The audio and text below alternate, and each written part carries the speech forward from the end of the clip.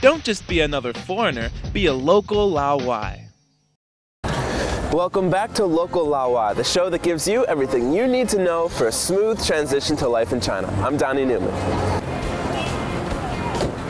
If you've spent any amount of time here in China, no doubt you'll have seen those 3 letters all over the place. KTV. KTV is China's version of karaoke, and trust me, they take the karaoke very seriously here. So just how popular is it, and what's the appeal?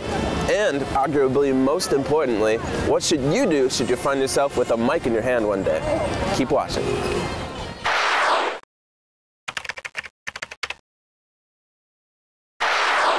Donnie, will you come to KTV tonight? KTV? Yeah, sure. Okay. Now you might be wondering, just what is KTV? It all began in the 1950s, when US Marines introduced jukeboxes to Japan, and they became extremely popular. Someone had the brilliant idea of attaching a microphone to the machine, and boom, karaoke was born. At the same time, the advent of MTV in the US was popularizing the idea of the music video, and many in Taiwan at the time paid money to go watch these videos in private viewing rooms. Finally, in 1987, a pioneering Taiwanese restaurateur paired a karaoke machine with a TV monitor in one of his private banquet rooms. Mix all those parts together and fast forward to today, and the result is KTV. Now, most KTV goers actually don't know the history. In fact, many people, vaguely sensing the American roots at the core of this phenomenon, assume it's a direct import from the US, where everyone must sing KTV all the time. Needless to say, that idea is a little off. But nonetheless, you can see it in the extremely fancy decor, the couches, the chandeliers, the spiral staircases. Nothing about this is Chinese. This is all some warped vision of what living rooms look like in those mansion-y things everyone lives in over there in the United States, right? But of course, understanding the cultural underpinnings of KTV won't necessarily help you survive it. So now, let's run you through a typical day of KTV here in China, step by step.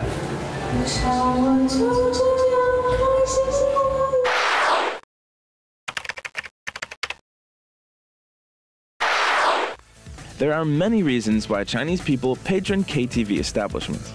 For one, it's fun, a kind of cathartic release. Another reason is team building, and if you're in China for work, this might be how you first get hooked into going. Upon arrival at KTV, you will be ushered through swanky lobbies and cacophonous hallways to your room, the size of which is determined by the number of people in your group. Once you're in the room, a server will introduce food and drink packages to the host of the evening. Don't be surprised how that shy girl from HR instantly morphs into pop star mode with no hesitation at all.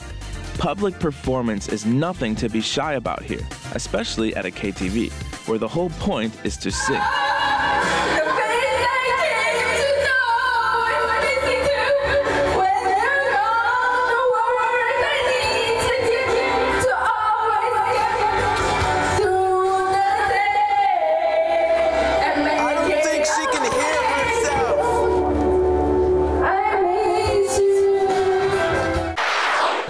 It's no big deal, no matter how bad you may be.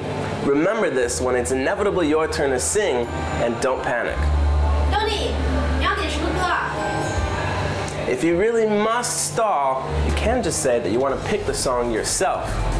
All right, I'll sing, but I have to pick the song.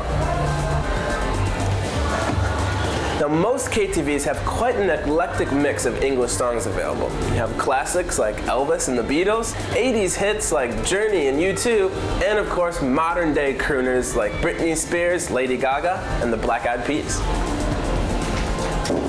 Hey, let's sing this one. How about that? I'm not singing my humps with my supervisor. Then you pick something. All right.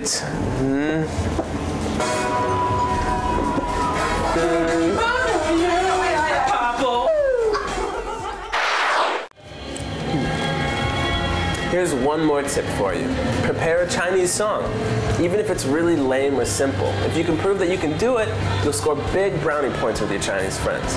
Like this.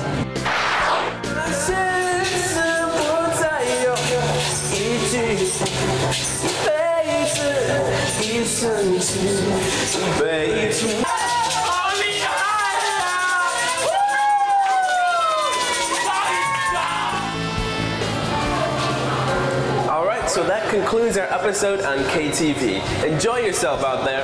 I'm gonna get back to my song. Bye.